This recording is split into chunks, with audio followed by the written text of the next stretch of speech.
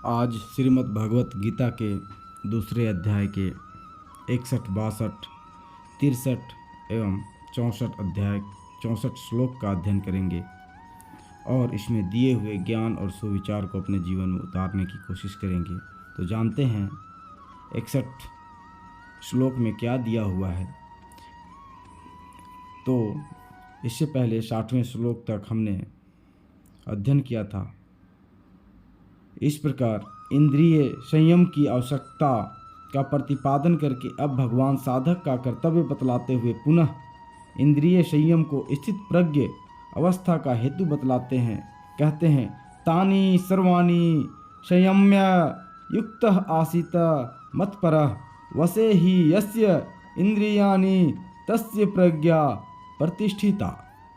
अर्थात इसलिए साधक को चाहिए कि वह उन संपूर्ण इंद्रियों को वश में करके समाहित चित्त हुआ मेरे परायण होकर ध्यान में बैठे, क्योंकि जिस पुरुष की इंद्रियां वश में होती हैं उसी की बुद्धि स्थिर हो जाती है। जानते हैं यहाँ इंद्रियों के साथ सर्वाणी विशेषण देने का क्या अभिप्राय है। समस्त इंद्रियों को वश में करने की आवश्यकता दिखलाने के लिए सर्वाणी विशेषण दिया गया है, क्योंकि वश में न की हुई एक इंद्रिय भी मनुष्य के मन बुद्धि को विचलित करके साधन में विघ्न उपस्थित कर देती है। अतएव परमात्मा की प्राप्ति चाहने वाले पुरुष को संपूर्ण इंद्रियों को ही भली भांति वश में करना चाहिए। आगे जानते हैं, समाहित चित्त और भगवत परायण होकर ध्यान में बैठने के लिए कहने का क्या भाव है। इंद्रियों का संयम हो जाने पर भी यदि मन वश में नहीं होता तो मन के द्वारा विषय चिंतन होकर साधक का पतन हो जाता है और मन बुद्धि के लिए परमात्मा का आधार न रहने से वे स्थिर नहीं रह सकते। इस कारण समाहित चित्त और भगवत परायण होकर परमात्मा के ध्यान में बैठने के लिए कहा गया है। 6ठे अध्याय के ध्यान योग के प्रसंग में भी यही बात कही गई है। इस प्रकार मन और इंद्रियों को वश में करके परमात्मा के ध्यान में लगे हुए मनुष्य की बुद्धि स्थिर हो जाती है और उसको शीघ्र ही परमात्मा की प्राप्ति हो जाती है। आगे जानते हैं, जिसकी इंद्रियां वश में होती हैं उसी की बुद्धि स्थिर हो जाती है। इस कथन का क्या भाव है। श्लोक के पूर्वार्ध में इंद्रियों को वश में करके संयत चित्त और भगवत परायण होकर ध्यान में बैठने के लिए कहा गया। उसी कथन के हेतु रूप से इस उत्तरार्ध का प्रयोग हुआ है। अतः इसका यह भाव समझना चाहिए कि ममता, आसक्ति और कामना का सर्वथा त्याग करके मन और इंद्रियों को संयमित कर बुद्धि को परमात्मा के स्वरूप में स्थिर करना चाहिए, क्योंकि जिसके मन सहित इंद्रियां वश में की हुई होती हैं उसी साधक की बुद्धि स्थिर होती है। जिसके मन सहित इंद्रियां वश में नहीं हैं उसकी बुद्धि स्थिर नहीं रह सकती। अतः मन और इंद्रियों को वश में करना साधक के लिए परम आवश्यक है। आगे जानते हैं 62वें श्लोक में क्या दिया हुआ है। उपर्युक्त प्रकार से मन सहित इंद्रियों को वश में न करने से और भगवत परायण न होने से क्या हानि है, यह बात अब 2 श्लोकों में बतलाई जाती हैं।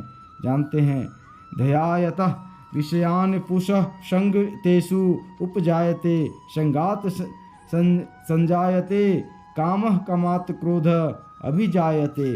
अर्थात विषयों का चिंतन करने वाले पुरुष की उन विषयों में आसक्ति हो जाती है। आसक्ति से उन विषयों की कामना उत्पन्न होती है और कामना में विघ्न पड़ने से क्रोध उत्पन्न होता है। यहाँ विषयों का चिंतन करने वाले मनुष्य की उनमें आसक्ति उत्पन्न हो जाती है। इस कथन का क्या भाव है।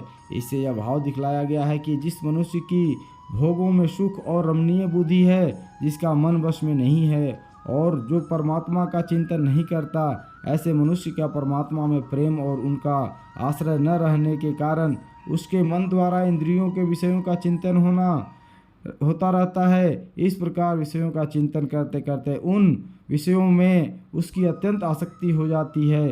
तब फिर उसके हाथ की बात नहीं रहती, उसका मन विचलित हो जाता है। आगे जानते हैं, विषयों के चिंतन से क्या सभी पुरुषों के मन में आसक्ति उत्पन्न हो जाती है।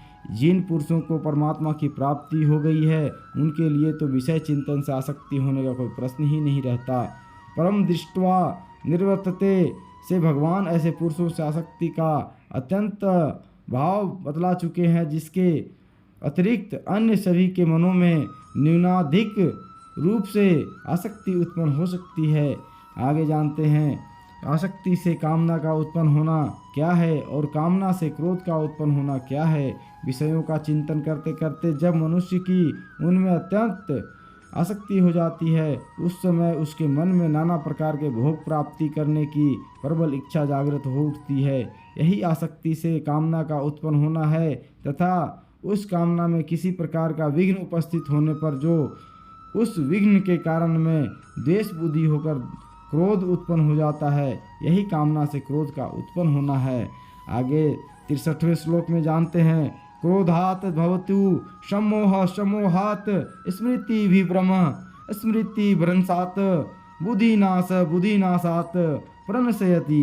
अर्थात क्रोध से अत्यंत मूढ़ भाव उत्पन्न हो जाता है, मूढ़ भाव से स्मृति में भ्रम हो जाता है, स्मृति में भ्रम हो जाने से बुद्धि अर्थात ज्ञान शक्ति का नाश हो जाता है और बुद्धि का नाश हो जाने से यह पुरुष अपनी स्थिति से गिर जाता है।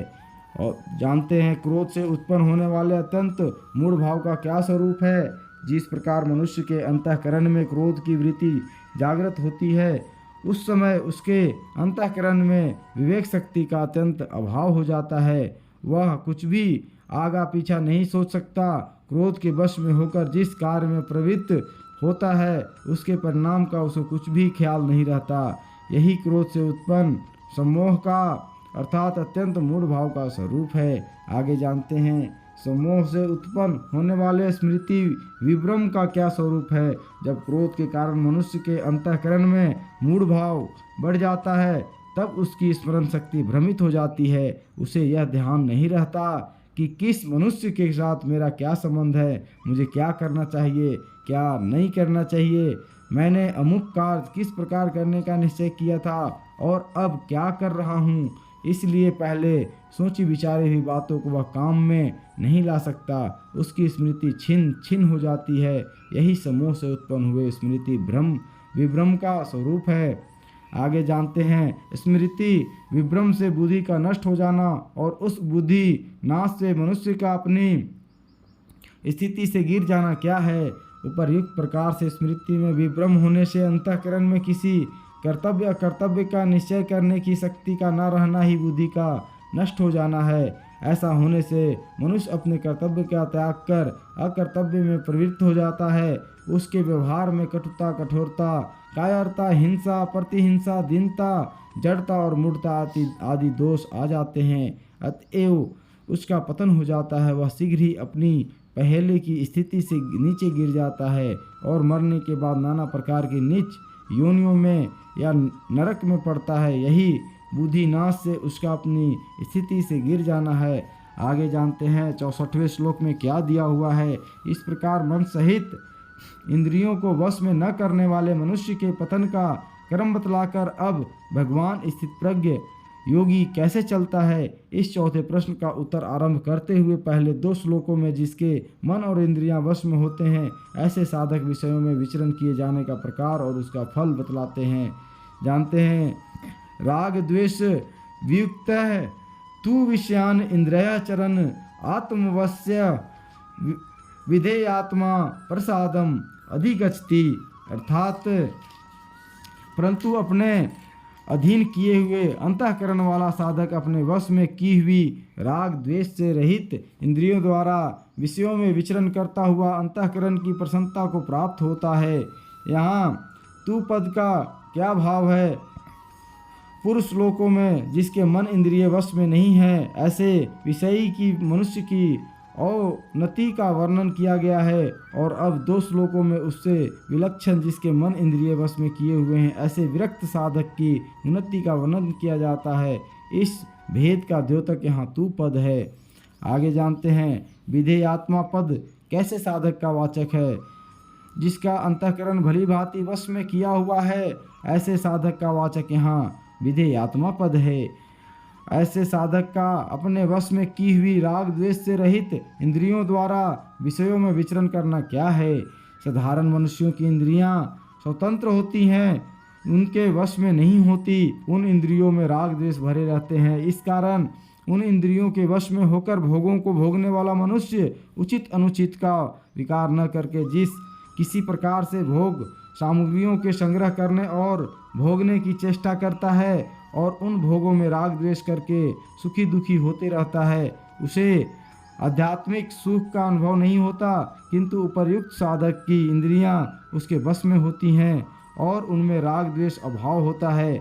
इस कारण वह अपने वर्ण आश्रम और परिस्थिति के अनुसार योग्यता से प्राप्त हुए भोगों में बिना राग द्वेष के विचरण करता है। उसका देखना सुनना खाना पीना उठना बैठना बोलना बतलाना चलना फिरना और सोना जागना आदि समस्त इंद्रियों के व्यवहार नियमित और शास्त्र विहित होते हैं। उसकी सभी क्रियाओं में राग द्वेष काम क्रोध और लोभ आदि विकारों का अभाव होता है।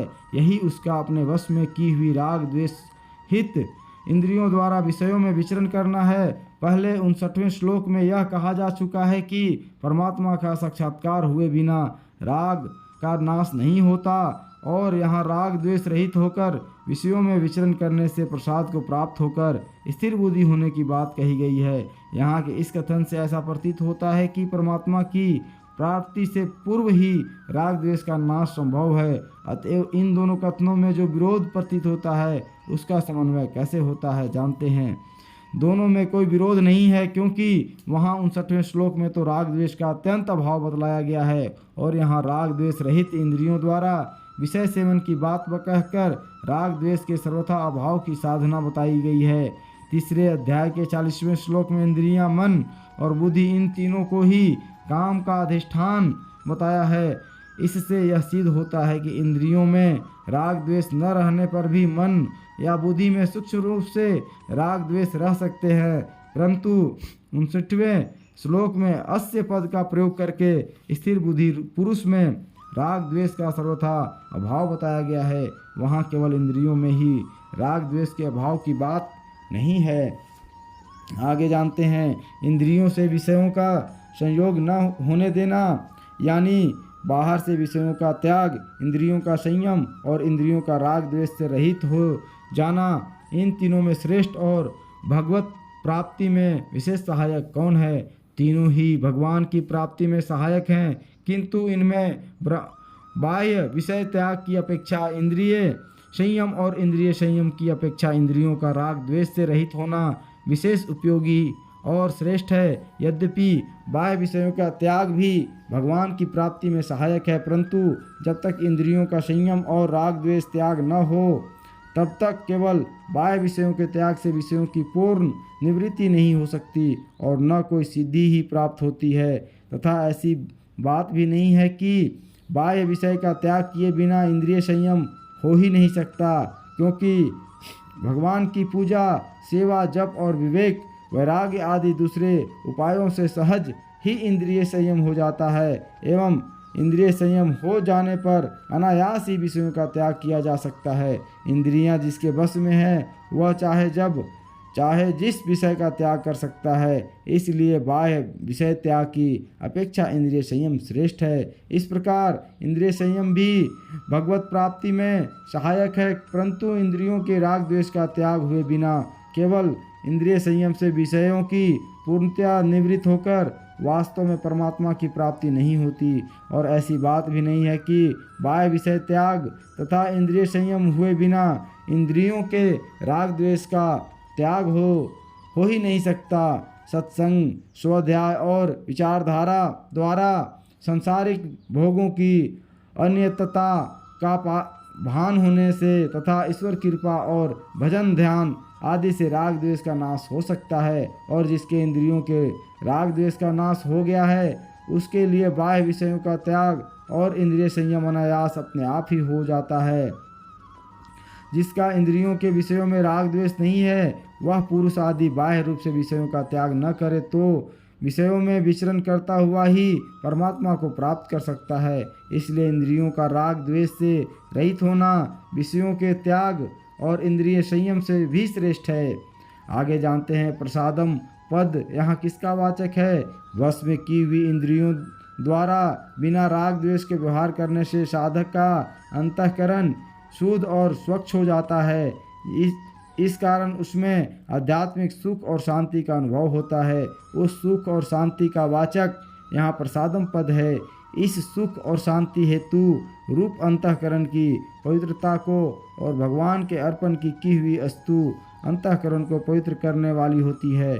इस कारण उसको भी प्रसाद कहते हैं। परंतु अगले श्लोक में प्रयुक्त पुरुष के लिए प्रसन्न चेतसः पद का प्रयोग किया गया है। अतः यहाँ प्रसादम पद का अर्थ अंतःकरण की आध्यात्मिक प्रसन्नता मानना ही ठीक मालूम होता है। इस प्रकार 64वां श्लोक समाप्त हुआ। धन्यवाद। आज के लिए इतना ही। फिर मिलेंगे दूसरे अध्याय के 65वें श्लोक में।